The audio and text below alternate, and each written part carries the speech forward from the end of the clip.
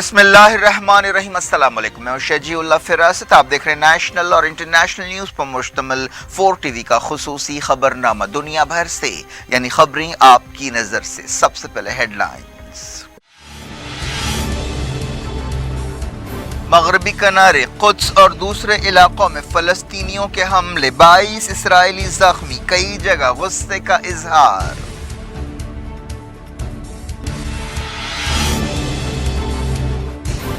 Israel UAE free trade समझौते पर दस्तखत, अमारात में 1000 इसराइली कंपनियां खुलेंगी।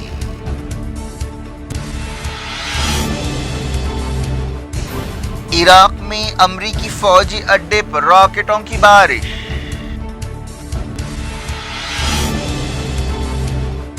ईरान न्यूक्लियर डील की हद से 18% ज्यादा यूरेनियम अफजुदा कर रहा है। IAEA का इल्जाम, तेहरान ने की तनकीद, कहा रिपोर्ट फेयर नहीं है।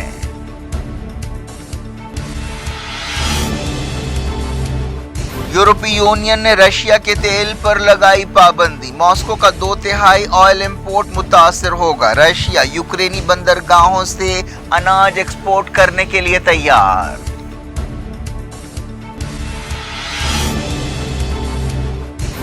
अमेरिका यूक्रेन को रॉकेट्स नहीं भेजेगा, बाइडेन ने किया ऐलान। तुर्की ने कहा फिनलैंड और स्वीडन को नाटो में शामिल होने के लिए कानून बदलना पड़ेगा।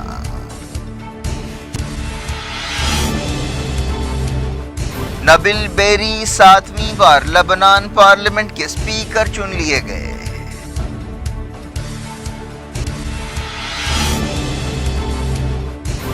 दिल्ली के वजीर सेहत सत्येंद्र जैन को मनी लॉन्ड्रिंग केस में 10 दिन की ईडी हिरासत में दे दिया गया।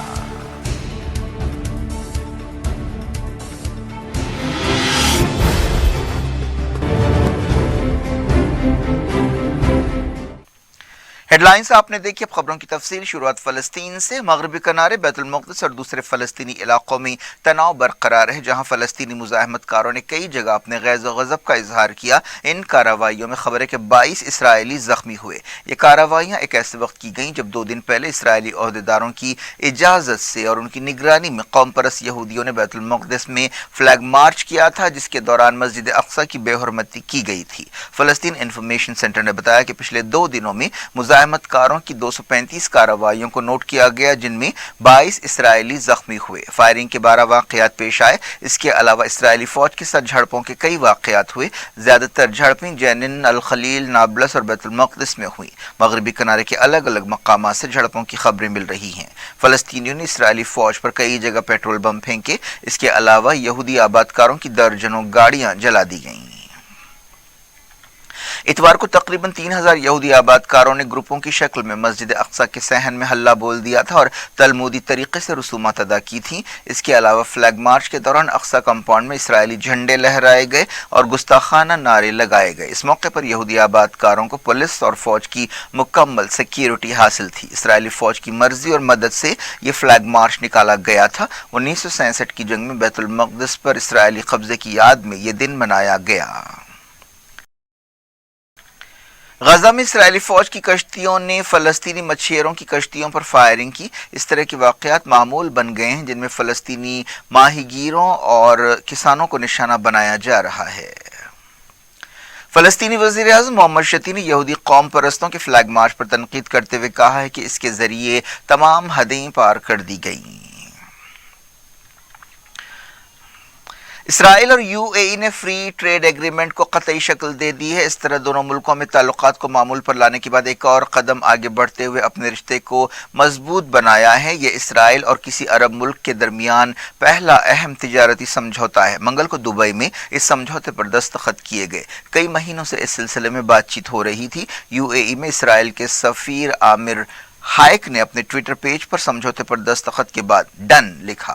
यूएई इसराइल बिजनेस काउंसिल के सदर डोरियन बारक ने कहा कि इस समझौते से मजीद इसराइली कंपनियां यूएई, खासतौर पर दुबई में अपने दफ्तर खोलेंगी। उन्होंने कहा कि इस साल के खत्म तक यूएई में तकरीबन 1000 इसराइली कंपनियां काम करेंगी। इसराइल की वजारत मौशियात ने एक बयान में कहा कि 95% चीज़ों पर कस्टम ड्यूटी खत्म कर दी जाएगी। इनमें खाने पीने की चीज़ें, कॉस्मेटिक्स, मेडिकल सामान और दवाएं वगैरह शामिल شامل ہے۔ پچھلے سال امارات کے وزیر معاشیت عبداللہ توق نے کہا تھا کہ ابوظہبی دونوں ملکوں کے درمیان تعلقات کو اگلے 10 برسوں میں $1 ٹریلین سے زیادہ تک پہنچانا چاہتا ہے۔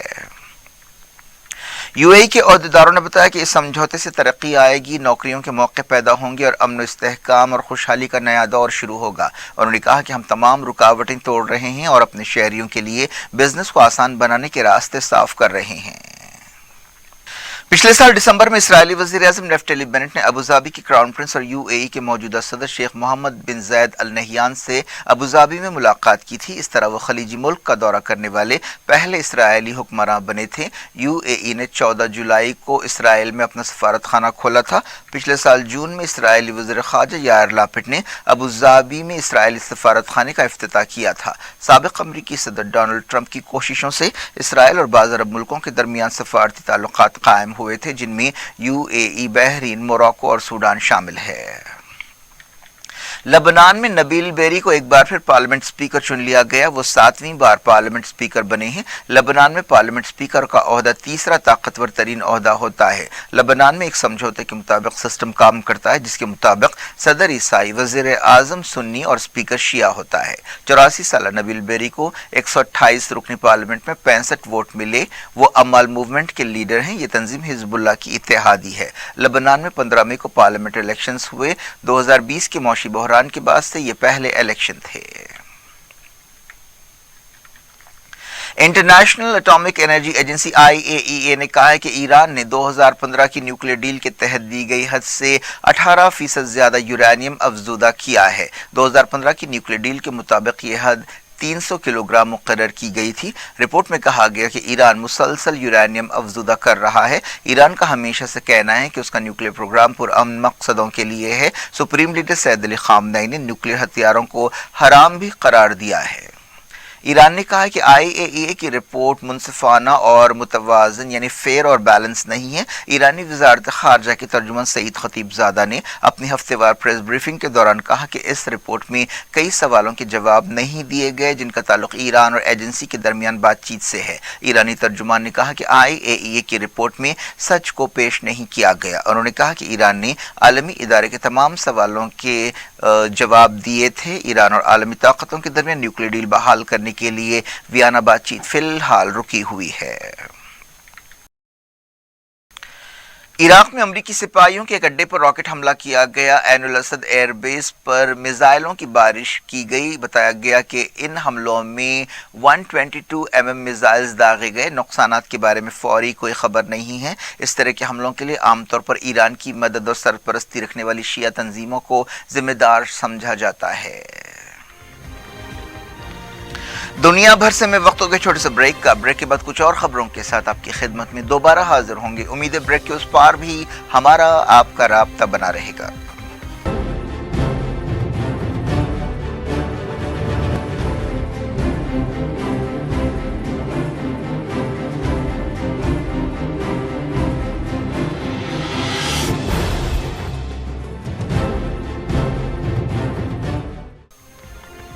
Welcome back. آپ دیکھ رہے ہیں اپنا پسندیدہ خبرنامہ دنیا بھر سے اور میں ہوں شجیع اللہ فراست۔ اس خبرنامے میں ہم آپ کے لیے لاتے ہیں دنیا کے گوشے گوشے سے آپ کی پسند اور دلچسپی کی خبریں۔ آگے بڑھنے سے پہلے ہیڈ لائنز ایک بار پھر۔ مغربی کنارے، قدس اور دوسرے علاقوں میں فلسطینیوں کے حملے، 22 اسرائیلی زخمی، کئی جگہ غصے کا اظہار۔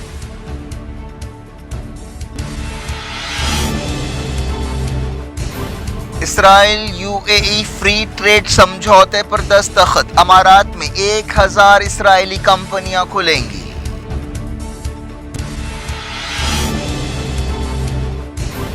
عراق میں امریکی فوجی اڈے پر راکٹوں کی بارش۔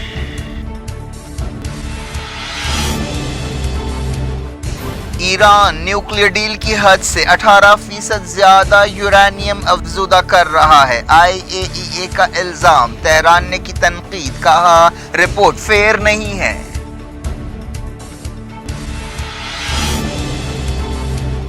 یورپی یونین نے رشیا کے تیل پر لگائی پابندی، ماسکو کا 2/3 آئل امپورٹ متاثر ہوگا۔ رشیا یوکرینی بندرگاہوں سے اناج ایکسپورٹ کرنے کے لیے تیار۔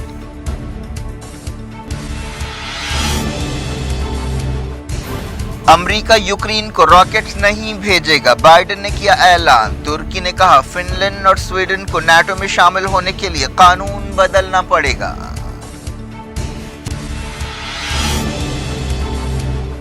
नबील बेरी 7वीं बार लेबनान पार्लियामेंट के स्पीकर चुन लिए गए।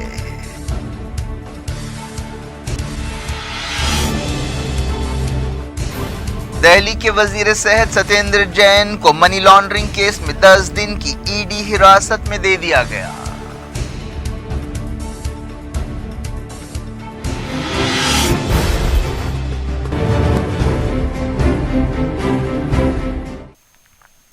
जारी रखते इंटरनेशनल न्यूज के सिलसिले को शुरुआत यूक्रेन से। यूरोपीय यूनियन ने रशिया के तेल पर पाबंदी लगा दी है। ऐसे में यूक्रेन के सदर वोलोडिमिर ज़ेलेंस्की ने कहा कि डोनबास की सूरत हाल इंतहाई खराब हो गई है। यूरोपीय लीडर्स की एक मीटिंग ब्रसेल्स में हुई जिसमें रशिया के तेल पर पाबंदी लगाने के फैसले पर मोहर लगा दी गई। हालांकि इस फैसले पर बाज़ मुल्कों में इत्तेफाक नहीं है। हंगरी ने खुलकर इस फैसले की मुखालफत की है। यूरोपीय काउंसिल के सदर चार्ल्स माइकल ने कहा कि रशिया के खिलाफ एक और दौर की पाबंदियां लगा दी गई हैं।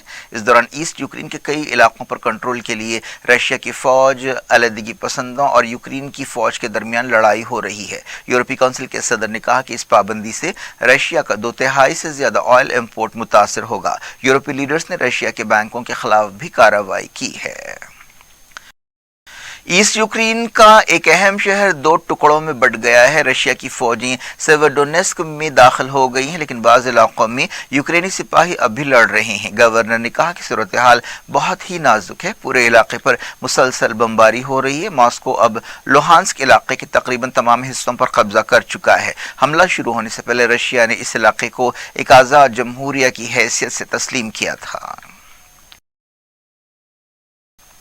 अमरीकी सदर जो बाइडेन ने कहा है कि वो यूक्रेन को रॉकेट्स नहीं भेजेंगे। मीडिया की एक रिपोर्ट में कहा गया था कि अमरीका इस तरह की मंजूरी देने पर गौर कर रहा है। रशिया ने अमरीका को वार्निंग दी थी कि अगर वो ऐसा सिस्टम यूक्रेन को देता है तो ये रेड लाइन पार करने के बराबर होगा। मारियोपोल के मेयर ने बताया कि रशियन फौज की तरफ से छोड़े गए इलाकों में 25 नई इज्तिमाई खबरें मिली हैं। बताया गया कि अप्रैल के बाद से रशिया ने 16,000 से ज्यादा लोगों को इज्तिमाई कब्रों में दफन किया। रशिया ने कहा कि सदर व्लादिमीर पुतिन ने तुर्की के सदर तैयब एर्दोगान से कहा है कि मॉस्को तुर्की की मदद से यूक्रेन की बंदरगाहों के जरिए बिला रोक टोक अनाज एक्सपोर्ट करने के लिए तैयार है। यूक्रेन बहरान की वजह से दुनिया भर में अनाज की सप्लाई मुतासर हुई है। तुर्की और रशिया 8 जून को इस सिलसिले में बातचीत करने वाले हैं। रशिया के वज़ीर ख़ारजा सर्जी लावरोव तुर्की का दौरा करेंगे। उनके साथ एक फौजी डेलीगेशन भी होगा। तैयब एर्दोगान से फोन पर बातचीत करते हुए पुतिन ने कहा कि रशिया तुर्की की मदद से अनाज के एक्सपोर्ट में रुकावटों को दूर करेगा। तुर्की के वज़ीर ख़ारजा मेवलूत कावुसोगलू ने कहा कि इस सिलसिले में यूनाइटेड नेशंस से भी बातचीत की जा रही है। खबर है कि तुर्की के सदर तैयब एर्दोगान ने पुतिन के अलावा ज़ेलेंस्की से भी बातचीत की। ये बातचीत यूक्रेन की बंदरगाहें खोलने के बारे में हुई। यूक्रेन के सदर ने इल्जाम लगाया कि रशिया ने यूक्रेन का 0.5 मिलियन टन अनाज चुरा लिया है। उन्होंने ये भी कहा कि रशिया दुनिया में अनाज का बहरान पैदा करना चाहता है। उन्होंने दुनिया को वार्निंग दी कि वो फूड सप्लाई के बारे में रशिया के ब्लैकमेल में ना आए। तुर्की ने कहा कि नॉर्डिक मुल्कों फिनलैंड और स्वीडन को नाटो में शामिल होने के लिए अपने कानून बदलने पड़ेंगे। इससे पहले तुर्की ने इल्जाम लगाया था कि स्वीडन और फिनलैंड कुर्द मिलिटेंट्स की मदद करते हैं, इसलिए उन्हें नाटो में शामिल नहीं करना चाहिए। स्वीडन और फिनलैंड नाटो में शामिल होने की दरख्वास्त कर चुके हैं, लेकिन तुर्की इस पर एतराज़ कर रहा है। वज़ीर ख़ारजा मेवलूत कावुसोगलू ने कहा कि अगर ये मुतालबात पूरे नहीं किए गए तो तुर्की जो वीटो का इख्तियार रखता है इन मुल्कों को नाटो में शामिल होने नहीं देगा। यूक्रेन के कई मकामात पर रशिया की शेलिंग जारी है। मीडिया की एक रिपोर्ट में कहा गया कि अब यूक्रेन के शहरों खैरसोन और ज़पोरिज़ोज़ा में रशिया का इंटरनेट और मोबाइल नेटवर्क काम कर रहा है। अमेरिका के secretary of state Antony Blinken ने सऊदी अरब के वज़ीर ख़ारजा प्रिंस फैसल बिन फरहान से बातचीत की। इस मौके पर यूक्रेन जंग और दूसरे मामलात पर ख्यालात का तबादला किया गया। नेपाल में हवाई हादसे में मरने वाले तमाम 22 लोगों की लाशें मिल गई हैं। बताया गया कि मरने वालों में नेपाल का एक उभरता हुआ अदाकार भी शामिल है। ये लोग तारा एयर की एक फ्लाइट में सवार थे। यह हवाई जहाज उड़ान भरने के सिर्फ 15 मिनट बाद हादसे का शिकार हो गया। मरने वालों में एक हिंदुस्तानी खानदान के 4 अरकान भी शामिल है। बताया गया कि प्रकाश सोनार नामी एक उभरता हुआ अदाकार मारा गया। دہلی کے وزیر صحت ستیندر جین کو ایک عدالت نے 10 دن کی ای ڈی حراست میں دے دیا ہے۔ انفورسمنٹ ڈائریکٹوریٹ نے ایک دن پہلے انہیں کئی گھنٹے پوچھ تاچھ کے بعد منی لانڈرنگ کے کیس میں گرفتار کیا تھا۔ انفورسمنٹ ڈائریکٹوریٹ نے ستیندر جین کو حراست میں وکیل اور ارکان خاندان سے ملاقات کی اجازت نہیں دی۔ ستیندر جین کے وکیل نے عدالت کو بتایا کہ انہیں نیند میں سانس لینے میں دشواری کی بیماری ہے۔ اس کے علاوہ عدالت میں یہ بھی درخواست کی گئی کہ انہیں بعض خصوصی دوائیں اور خصوصی غذا استعمال کرنے کی اجازت دی جائے اور یہ درخواستیں قبول کر لی گئیں۔ دہلی کی حکمراں عام آدمی پارٹی نے الزام لگایا ہے کہ یہ گرفتاری سیاسی انتقام ہے اور ایک ریاست کے اسمبلی الیکشن سے پہلے یہ کارروائی کی گئی ہے۔ اس ریاست سے متعلق عام آدمی پارٹی کے انچارج کی حیثیت سے ستیندر جین کافی سرگرم تھے اور بی جے پی کو ڈر ہے کہ ریاست میں اسے عام آدمی پارٹی سے شکست ہو سکتی ہے، ایسا عام آدمی پارٹی کا کہنا ہے۔ انفورسمنٹ ڈائریکٹوریٹ کا الزام ہے کہ ستیندر جین حوالہ لین دین میں شامل رہے۔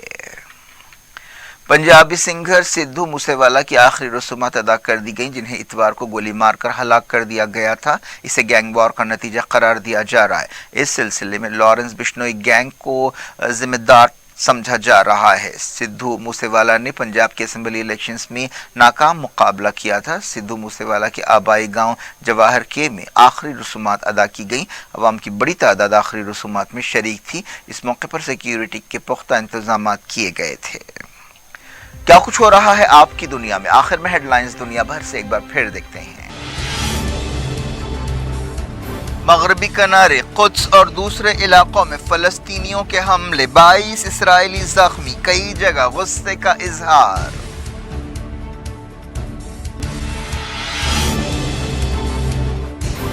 اسرائیل U A E free trade سمجھوتے پر دستخط، امارات میں 1000 اسرائیلی کمپنیاں کھلیں گی۔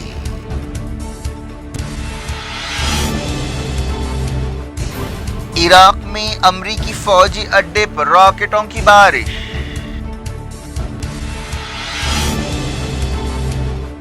ایران نیوکلیئر ڈیل کی حد سے 18% زیادہ یورینیم افزودہ کر رہا ہے۔ IAEA کا الزام، تہران نے کی تنقید، کہا رپورٹ فیر نہیں ہے۔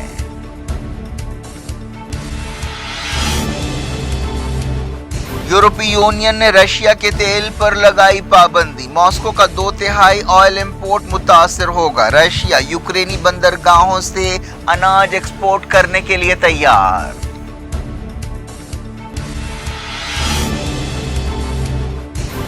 امریکہ یوکرین کو راکٹ نہیں بھیجے گا، بائیڈن نے کیا اعلان۔ ترکی نے کہا فن لینڈ اور سویڈن کو نیٹو میں شامل ہونے کے لیے قانون بدلنا پڑے گا۔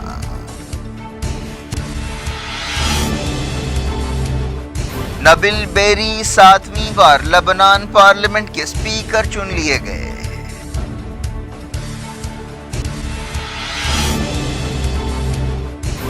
دہلی کے وزیر صحت ستیندر جین کو منی لانڈرنگ کیس میں 10 دن کی ای ڈی حراست میں دے دیا گیا۔